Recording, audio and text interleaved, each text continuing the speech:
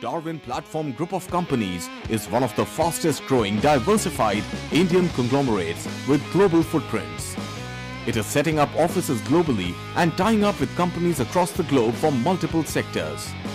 The company has ventured into real estate and construction, stockbroking and finance, arms and ammunition, mining, airlines and many other sectors.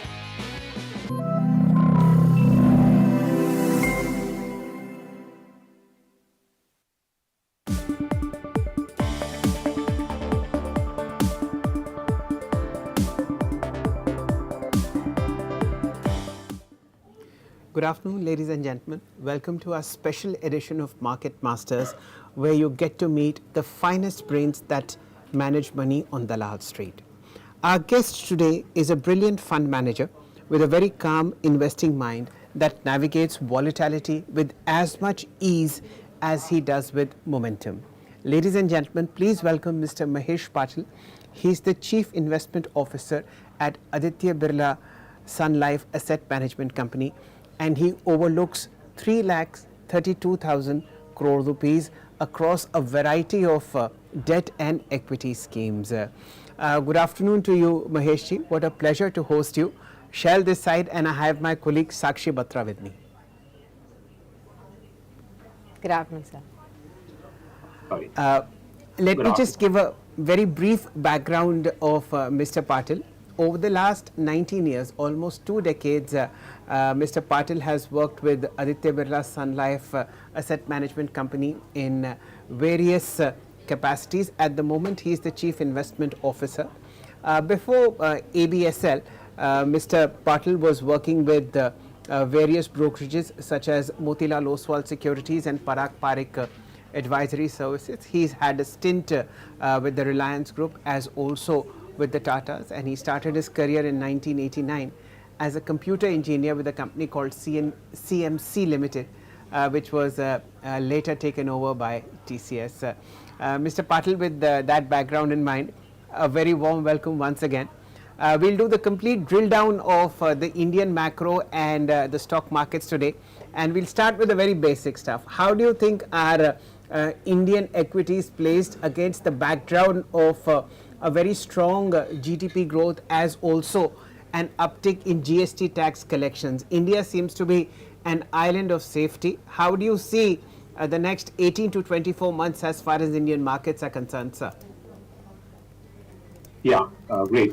So I think this year, again, as we started off this calendar year, things have been like markets have done fairly well. In the recent past, we've seen some volatility, but I think if you look at the domestic macro, right, because the markets are driven by domestic macro as well as the global macro.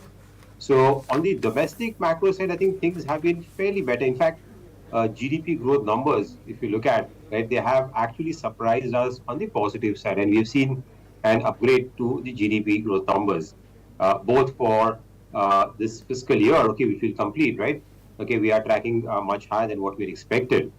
So clearly the underlying growth is good, but again, there are two parts to it, right? One is that the investments is doing better, but the consumption is still rather weak, and it is still growing below the pre-COVID trend line. And that's the reason why we've seen that the overall growth, okay, if consumption was doing better, it would have been much higher. And consumption is poor because the rural economy is still recovering from the post-COVID impact. And because of higher inflation, we have seen real wages were kind of getting impacted. But I think that is also likely to pick up slowly and steadily. And more importantly, I think the overall earnings growth in the last 2 years has been fairly strong. We've seen earnings growth exceeding 20%.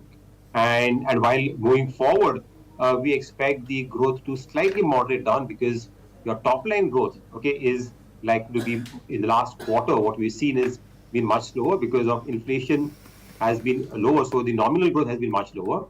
And the margin improvement, what we've seen in the last couple of years, that should kind of moderate down. So we are getting into a phase where you will see that the overall earnings growth for corporate India or the Nifty companies would normally again now mean revert back to around the long-term average growth, which is around 12 to 13% or so. And that looks to be fairly stable. I think we don't see any major risk to that because there are many sectors which are contributing to that. It's not like Okay. dependent on a few sectors, right? While the global macro is likely to be slightly weaker. We again there also up till now we have seen that the global GDP numbers, especially in the US, they have also been kind of revised upwards. But clearly, the whole high interest rate scenario and the monetary tightening, what we have seen, will have its impact on growth in the coming quarters. And I think that will have an impact in a lot of our companies, which are export oriented companies, okay, where you will see some amount of slowdown over Right, there. sir. So overall, I would say that the macro environment is domestic is fairly stable. The liquidity side on the flows also we have been seeing fairly decent flows from the domestic institutions. Foreign FIs they have been. I mean, this year we started off with negative flows, but in this month we have seen now FI flows have also turned a bit positive.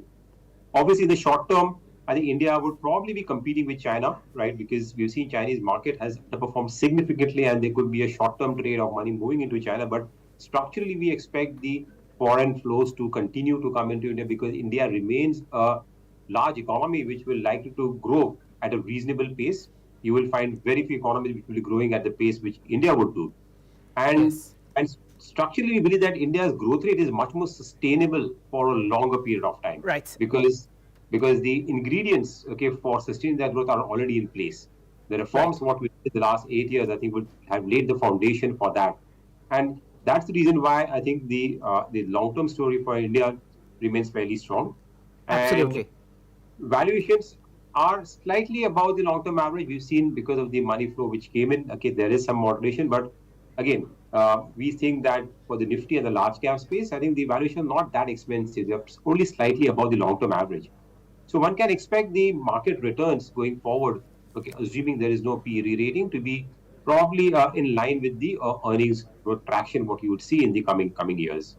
Okay. So at the moment, earnings are growing at above 20%, and you like to see them again near the long term average of 12 to 13%. This is where the markets will I think the compound earnings at. growth in the past 2 years, if you look at it, post-COVID, right, 22, 23, they have been compounding. Currently, this year, okay, we would expect growth to be around, say, 16, 17% in that range.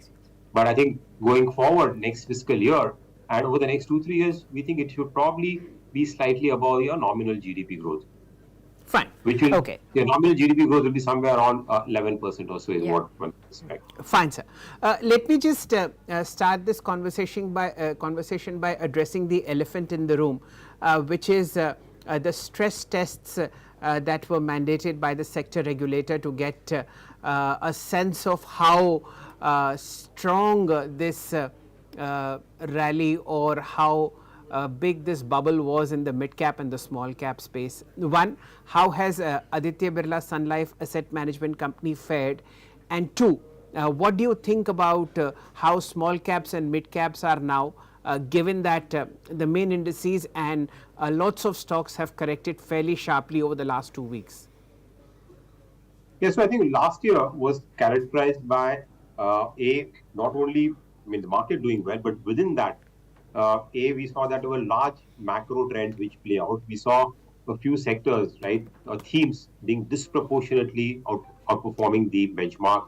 Like for example, the capital goods sector, the real estate sector, the PSU stocks, and on a broader market, we especially saw the mid cap and small cap space giving returns more than twice that what the Nifty returns came. And again, that was driven to a large extent not only by earnings growth, but more so by the large inflows which came into the mid cap and small cap funds, which was kind of record levels what we've seen.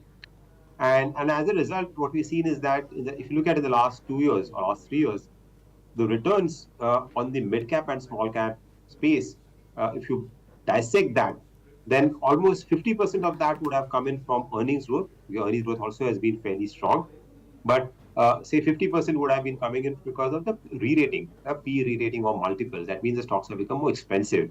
Whereas on the large cap space, what we observed was to a large extent the returns were driven by earnings growth.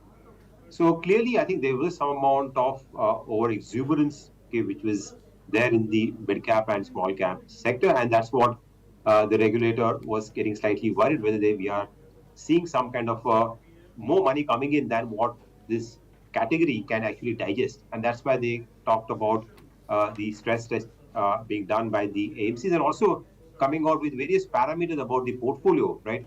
Showing the risk associated with that, what is the volatility of that fund, and other parameters. And that was essentially to really let investors be aware, okay, and giving some kind of a caution that they did not get carried away by the past returns in the mid and small cap space, and to be slightly more cautious and try to diversify their ownership, not get concentrated in the one particular category, which can lead to, if there is any kind of a risk off in the market or VC correction, then there's a risk of larger correction in the smaller mid cap space is much higher. And also funds sizes growing up, whether they have enough liquidity to manage that scenario in case there is a kind of a sell-off in the market.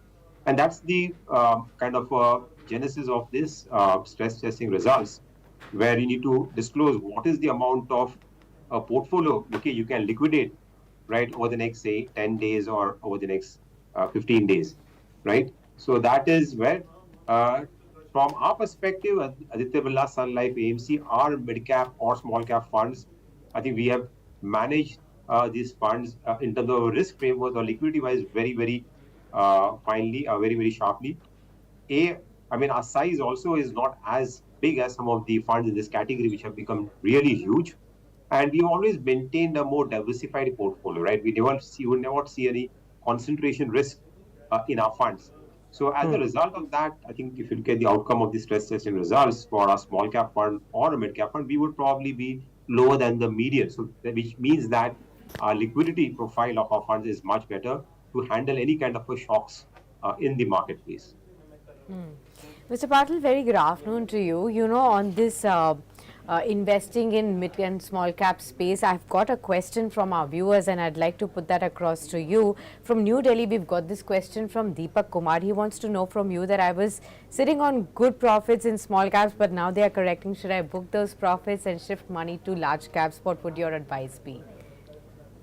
So I think, let me tell investors that while clearly there is some kind of a correction phase in the mid-cap, small-cap space, there are pockets where there would have been over-exuberance, but we are not like saying that structurally, okay, this is going to be a kind of a secular downturn in the mid and small cap space. I think we think it is a kind of a temporary pause or correction, okay, in the longer journey, what we are seeing for the market, which we think is going to take it higher.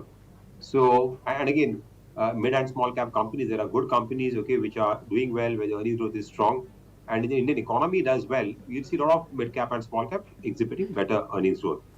Having said that, I think one needs to be more careful the mid cap, because the run up what we've seen everything has moved up. So I think one has to really look at stock specific here. Investors need to really evaluate each company and see in terms of their earnings potential and their earnings growth. Okay, what is the relative valuations, and then take a call over that. Incrementally, I would say that the risk reward, right, is probably better in the large cap space, okay, because their evaluation comfort is much better, and probably they will provide much more stability. So I think if investors have gotten in the period, okay, because of outperformance or larger allocation to mid and small cap stocks or into funds, if the allocation has really gone higher than what their target allocation is, then probably some rebalancing needs to be done, okay, from say mid and small cap to the large cap space. But otherwise, for investors, okay, if you have a slightly longer term view, and if you are not overexposed, okay, allocation to the mid and small cap, I think one can continue to hold on to your mid and small cap, provided these are good companies with good management, you have visibility of earnings over there. I think one can continue to hold on to it. Right. And in fact, we are also suggesting that investors coming into the mid and small cap fund should continue with their SIPs. They should not stop their SIPs, because I mean, lump sum investments, probably one would slightly be cautious over there, but continue with the SIPs, because structurally, I think if, as I said, the macro is good, India story continues, you will see mid cap, small cap companies, okay, which are probably more linked. I think they will continue to exhibit reasonably good growth. Okay. Mr. Patil, how has ABSL AMC fared in terms of its punt on PSU stocks? They've been some of the finest wealth creators all through 2023 and to some extent in the early part of 2024 as well. How do you see this rally? Does it have more legs? And how do you see yourself investing over the next 18 months or so in this space? Is it time to exit or is it time to double down? Incidentally, we had launched our PSU fund, right? PSU Yes. fund around say 4 years back, right? Slightly early, okay, but then subsequently, I think we've seen the whole PSU theme playing out. I mean, there were two reasons to that. I would say one is obviously the government itself trying to really create more value in the PSU sector. We've seen really from the top of the government, there has been clearly mandate for the PSUs to improve their performance, better capital allocation decision, strong dividend payout policy, okay, which is in place, and also urging the companies to really invest and grow. And obviously the government agenda of trying to unlock value through, privatization, which is still not played out to that extent. But clearly, we've seen an improvement in the performance of the PSUs, which has been one of the primary reasons. But also, in the last 1.5 years, 2 years, we've seen the value theme has done very well. And the PSUs were typically value stocks in terms of low price to earning, low price to book. And these stocks hadn't done much in the last 7-8 years, right? So there was clearly when the value theme starting to play out globally as interest rates peaked out and started to move up, growth stocks started to correct, right? And value stocks did well. And PSU stocks being a part of that also participate in that. So these are the two main reasons contributing for the outstanding performance of PSU stocks in the last 2 years. In fact, we have a PSU fund which until a few was one of the top performing funds, okay, across categories. Having said that, we think that the big amount of re-rating which is there or undervaluation which was there in the PSU stock has been to large extent been taken care of, and also the catch up. Although I would say that still the underperformance of the last 8-10 years, okay, it's still not caught off fully. But I think I mean the overall growth profile also in some of the PSU stock has improved than what it used to be around say 3-4 years back. We've seen that in the power sector. Okay, we've seen that in the metal space. We've seen that in the defense sector, in the capital goods sector. And most of these companies are core to the economy, right? PSU stocks. And the economy, as long as the economy does well, you'll see reasonable growth. They will never be high growth stocks. So from here on, I would say that for investors, clearly the big returns what we saw last year, one should not expect that. I think from here on, the performance there will be more, again, as I said, driven by earnings growth. I think will be more stock specific. And we still see a reasonable growth there, not a very high growth. Some of the companies are still relatively, on an absolute basis, PE price to book are not really that expensive compared to the historical averages. Okay, they would look expensive. The earnings yield or dividend yield of some of the companies is fairly reasonable. So I would say that without keeping too much high expectations, I think one can continue to stay invested. But clearly, in a few pockets like defense, for example, we think there is slightly overvaluation because of the strong kind of outlook in that sector.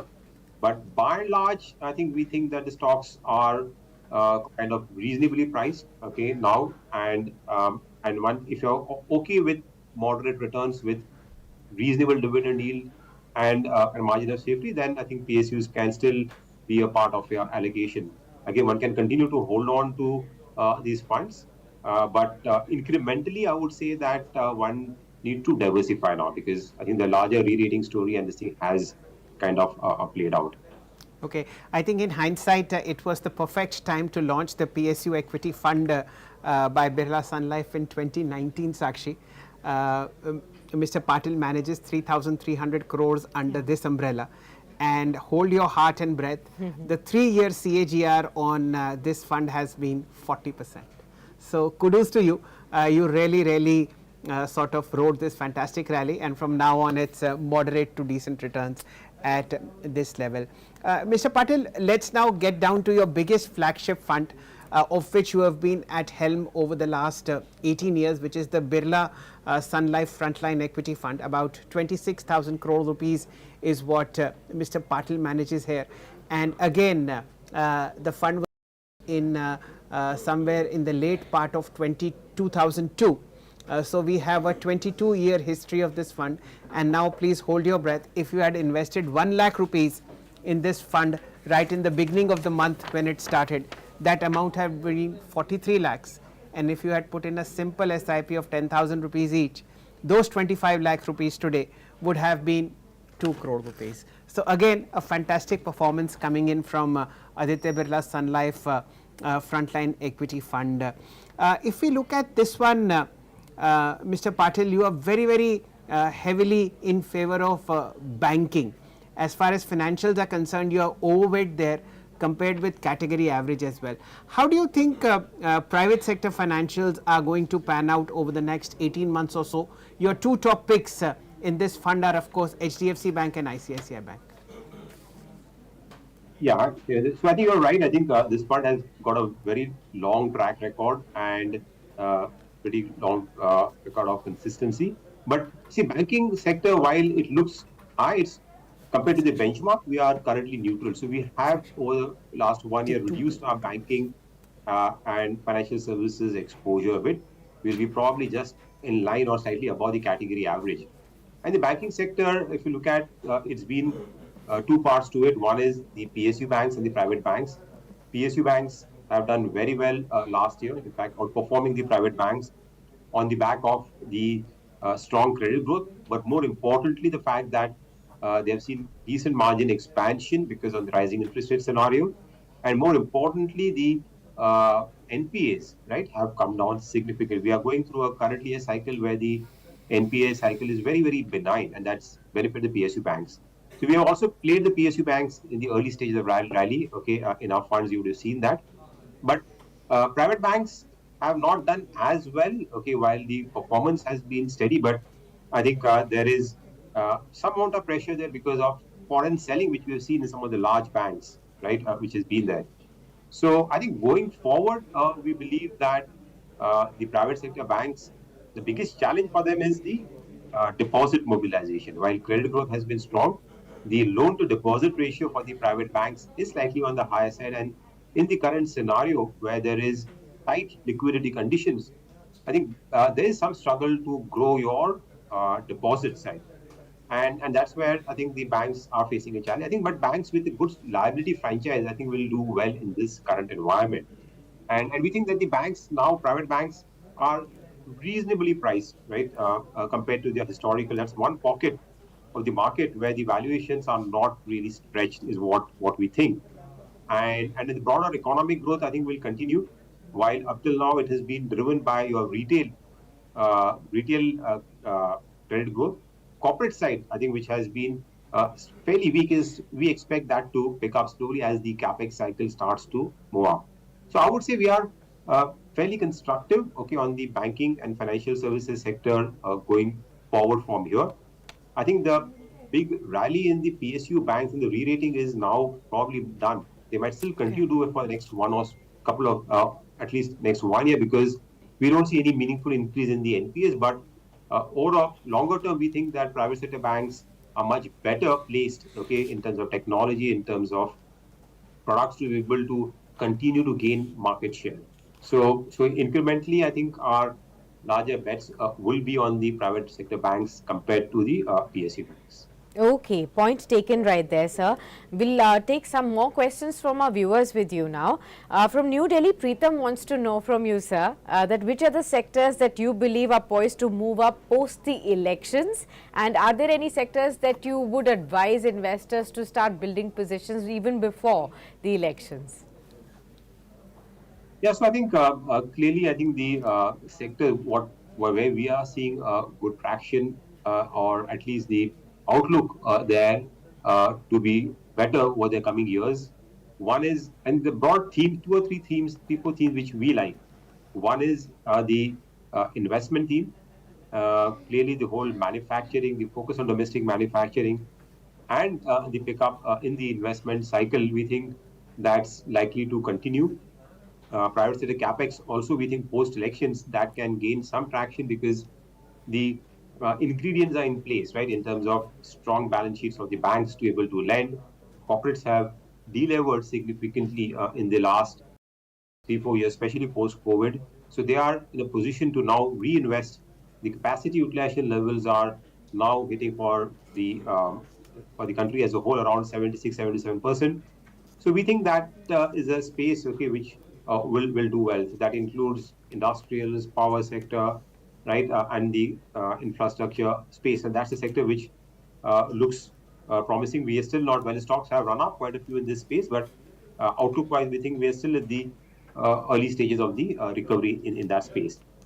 Another sector which we like is consumer discretionary consumer, because I think India is at a point where uh, discretionary consumption is going to go at a much faster pace, and it has been doing so because Which consumption? as your per capita income goes up, especially about say $3,000, we see spends on items besides your day-to-day items like okay, food, clothing, and you start spending on discretionary items, whether it's in the consumer durable space, retail, spending, eating outside, travel, tourism. So all that space is likely to see a long-term secular growth in India, and that's a sector which one can build a good position from a longer term perspective. Let me caution you that currently this sector is going through some amount of a slowdown and pain. We haven't seen uh, some of these companies in that sector haven't done as well. But we think it's a temporary phase. I think we've seen the slowdown. As I said, the post-COVID recovery hasn't been as strong. But long-term structurally, there's a good theme we think will give good dividends, okay, for patient investors over there. Auto is another sector which we have been overweight, and we had launched our auto fund, transportation and logistics funds around 4 months back, done fairly well, and within that auto sector, we think the four-wheeler and two-wheeler sector will do relatively better. Okay. And yeah, so these are the some of these sectors. Besides that, I think pharma and healthcare also seems to be a good defensive, okay, to look at. Uh, and, uh, and apart from that, I mean, if you look at our portfolios, we are overweight, say, telecom, where again we're not at this point in time. We're looking at sectors where there's a reasonable, decent visibility of earnings growth, and less chances of any kind of negative surprises. So telecom is another sector, okay, where we are overweight. Okay, so those are the sectors that you're overweight on. There's one question related to autos that has come from our viewers, and I'd like to take that with you. From New Delhi, Fareed wants to know from you, that is, electric vehicles a promising theme that one should look at investing in, or one should stay with the traditional OEMs and the auto ancillary companies? How would you advise investors to go about it? In the auto sector, again, as you know, there is a lot of disruption which is happening because of electric vehicles, and there are new entrants, okay, which are besides the traditional OEMs. Okay, we are seeing new entrants coming into the space. So this space is going to see a lot of evolution and some market share shifts. So very difficult in this scenario to really bet on which companies, okay, new company which will come and establish. Slightly too early for to make that bets. I think we still prefer the traditional OEMs, which we think are having the kind of a distribution network. They have their good, strong balance sheets, okay, and who are investing on the EV side, right? So we think these companies have a better chance of at least chances of to be successful, because a lot of the new companies which are coming electric in the EV space, they uh, could see. I mean, you could see a lot of mortality over there, right? So few companies will only be able to succeed that, and which one will do that? Only we'll have to wait and see over a period of time. So while it there definitely throws an opportunity for new players, okay, and new players who could dominate that category, it is still too early, okay, and also the profitability of the new entrants, okay, especially in the EV space, the new players who are there, it's still not there. And I think the adoption of EV, especially in four wheelers, I think will take some more time. We'll see the early adoption in two wheeler space, where I think there would be much more profitable models, okay, which would evolve. But our preference will be more with the existing OEMs which are actually having a roadmap and are investing into the EV and can able to really do that transition, okay, much better. Okay, I'll take one more question from our viewers list and then we'll move on to our questions. This one is coming in from Noida, from Athar. He wants to know that since gold, equity, Bitcoin are all rising at all-time high levels, is it time to rejig one's portfolio, and which of what to add right now? What is your advice to new investors? So interestingly, what we are seeing is that across, asset classes, everything is doing well. Right? We've seen gold do well, Bitcoin do well, equities do well, and even bonds are doing well now, right? Yeah. Because interest rates have peaked out, the carry is good, and rates like look at we've seen some rally in the bonds also. So this is a period normally we don't see that all asset classes because they are slightly not exactly correlated. But I think in this kind of an environment, I would say that it's better to diversify, right, across asset classes. I think the outlook, say for equities, at least Indian equities or bonds, also fixed income, gold also as a hedge against any kind of a geopolitical risk. Okay, Bitcoin is something which I don't really understand because it is more driven by demand supply rather than any kind of fundamental. So we'll keep that as an asset class away from that. I think there I would not be, I think, be as constructive, especially after the recent rally. But across the other three asset classes like equity, gold, and fixed income, I think it makes sense to. I think the risk reward there across these things are fairly well balanced. Okay, based on the risk associated with each of these asset class. So it's best to approach that through, say, a multi-asset fund, or either you can diversify yourself or do a multi-asset fund, okay, which has got exposures to all the three asset classes, and that's a good way of really to play across these and take the benefit across the outlook in these both in all these three asset classes. We don't expect any large outperformance from any of them from here because there is, I mean, the risk reward, as I said, is fairly well balanced. So based on a risk profile, if you're able to diversify across, then that will give you a better outcome and reduce the volatility also. While they have been correlated up till now, but going forward, we know that, right? Gold and this thing will probably be good whenever there is a risk of in the market, and bonds, okay, will do well, okay, when there is when rates starts to come off. So I think a diversification through a multi-asset fund will be a good approach for investors to be able to participate across these asset classes. Okay. Because you've touched upon bonds, Mr. Patil, let me just take this one from you. Ladies and gentlemen, of the 3,32,000 crore rupees that Mr. Patil manages, the debt portfolio is about 1,90,000 crores. So primarily, the emphasis is more on managing bonds money for retail investors as also institutions.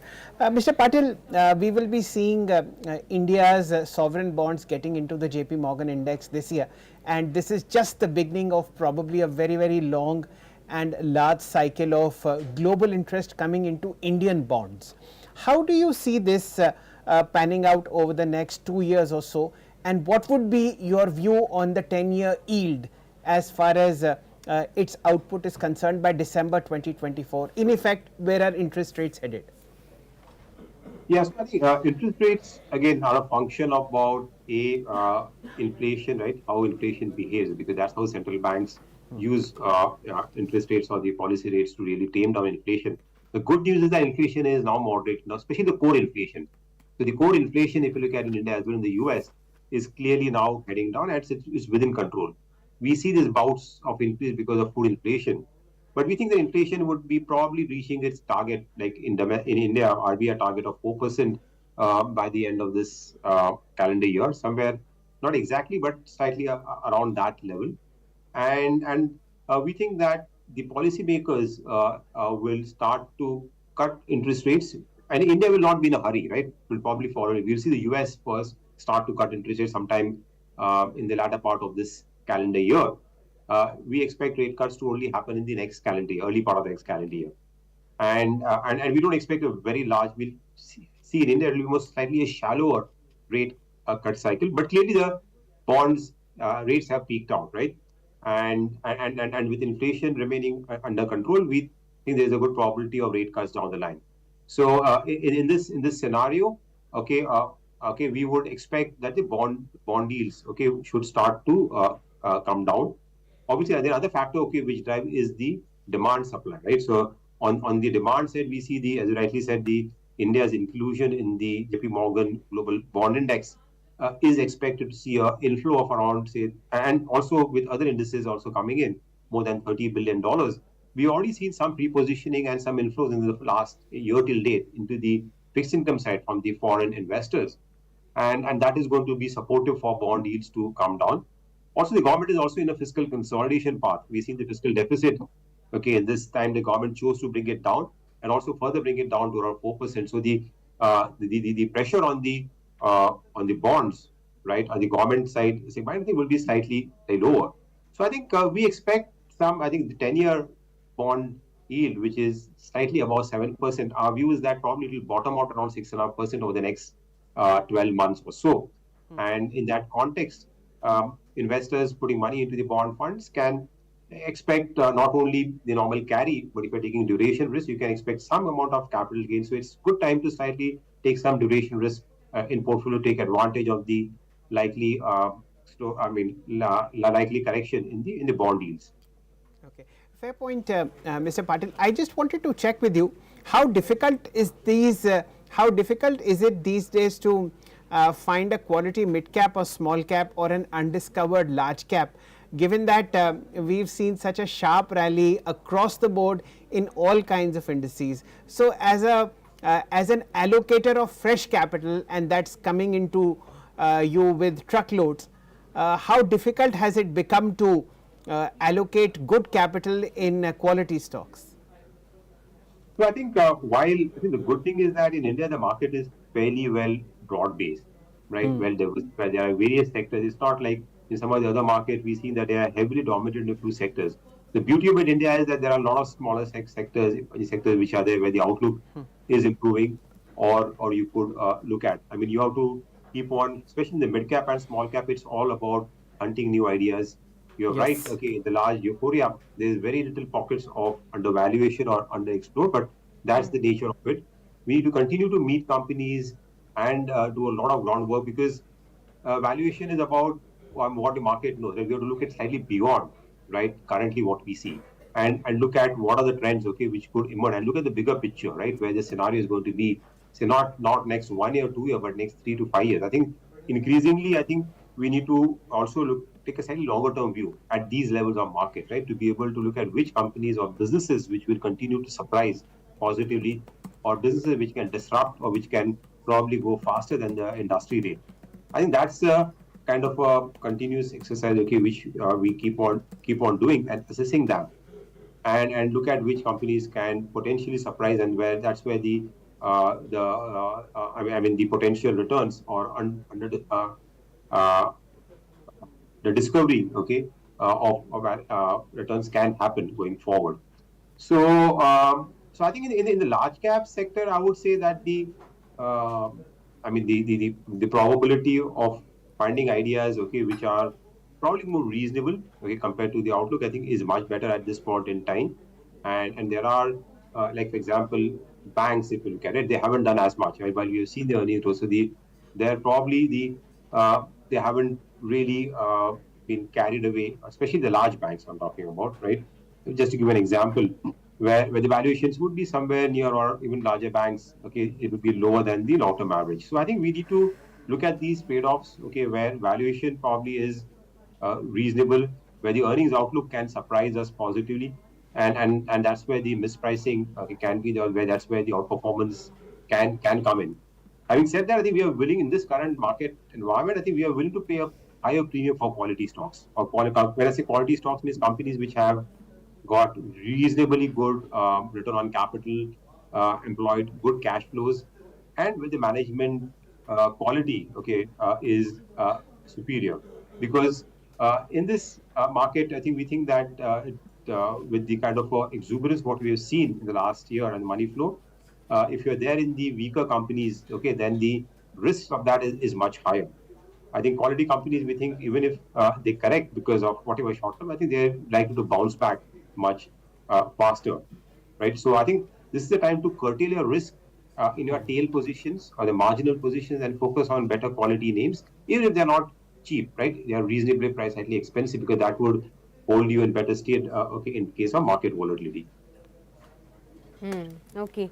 Mr. Patil, would you be comfortable telling us any top 2 or 3 risks that you see for the markets in FY25 now we are that approaching it? Of course, elections is one that is going to come soon, but apart from it, what could be the risks that could derail the bull run that we've been seeing unfold in front of us so far? So I think clearly, I think the expectations are running slightly higher, right? So both into the delivery, in terms of the growth, also what market is expecting. So I think if at all the recovery is not to that expect, especially I think in the rural, I mean the consumption, I think as I said, that is still lagging behind, and we haven't seen much of a budget has not done really much to stimulate that, and the government is Yeah. expecting that the investment cycle will percolate down, and that could lead to revival. If that gets delayed, I think clearly, I think that large part of the economy, okay, which is still there, I think you could see then the growth numbers could get downgraded a bit for that. Secondly, is that I think if oil prices go up because of any geopolitical risk, that still remains. Though I think we are in a period where more than 60% of the world economy is getting into elections, so nobody will want to see escalation in geopolitical risk. But okay, if that happens, then that could lead to escalation in the say fuel prices, and also again supply side disruption, right, which could mean that the inflationary pressures, okay, which were kind of getting now easing off, right, and we see inflation cooling down, I think that can again flare up. So the interest rate cuts which market is expecting, I think we might be in a scenario where rates could remain higher for longer, and which could impact growth not only in India but also globally. So that's another risk, okay, which one needs to watch out for, I would say. Okay, so this has been a wonderful crystal ball over the last over the next 18 to 24 months, Mr. Patil. Before we let you go, sir, a rather short-term scenario, if you could paint for our viewers. We've seen very heavy volatility in February and March so far, and a fantastic run-up between April and January. Within the next 6 months or so, how do you see the Nifty performing? Is the worst behind us? So I think let me say that we are still constructive on the market. We think India story is likely to play out. So we are in the midst of a kind of a bull market, or whatever you can call it, okay, rising market. So there'll be periods of consolidation and momentary. After a sharp run, I think there is bound to be some volatility and correction, which we are seeing presently at this point in time. So in the near term, I think you might see some amount of correction, and within that, mid cap and small cap, as I said, because of the past run up, okay, what we have seen, and some kind of a caution now coming in, okay, in terms of the funds, okay, you could see probably higher volatility or probably some more larger correction. Large cap space relatively looks better. So for investors putting to money there, I think investing in large cap fund or flexi cap fund, I think would be better off. Even in a hybrid or diversified fund, I mean, hybrid fund category also will make a lot of sense, because now the risk reward on the fixed income side is also fairly good. Rates have moved up, and as I said, we are getting into. So I think some allocation to debt would also be beneficial in the investment portfolio, and that can be can be done through a hybrid fund, right? Okay, so that is another category which investors can look at this point in time.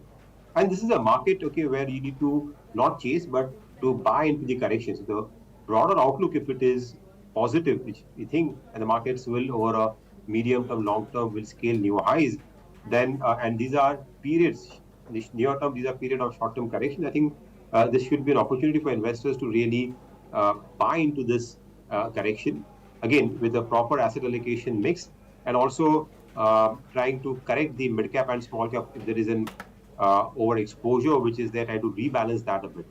So I think in the shorter term, I think again, at least in this calendar year, I would say that one should not expect. I mean, we have seen like 8 years on a trot, right? Market has given positive returns, and it might still continue to be positive, but don't expect the same returns.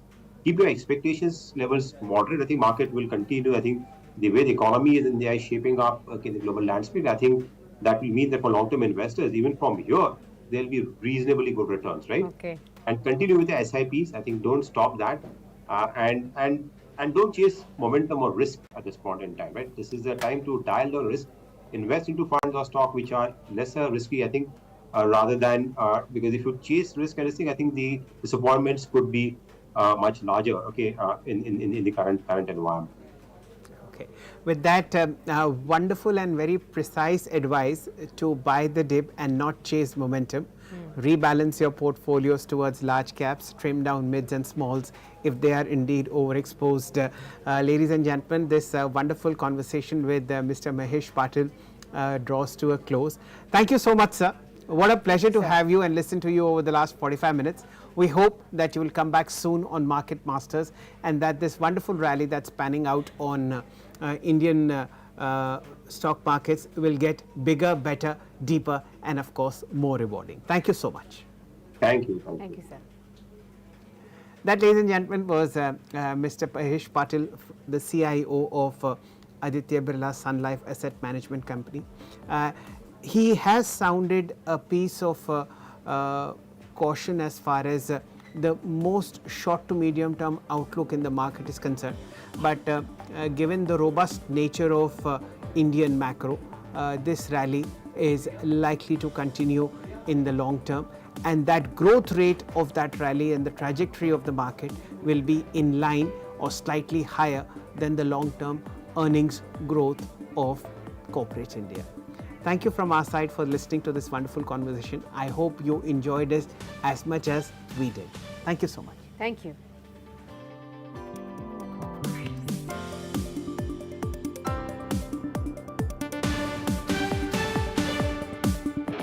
Darwin Platform Group of Companies is one of the fastest growing diversified Indian conglomerates with global footprints. It is setting up offices globally and tying up with companies across the globe from multiple sectors. The company has ventured into real estate and construction, stockbroking and finance, arms and ammunition, mining, airlines, and many other sectors.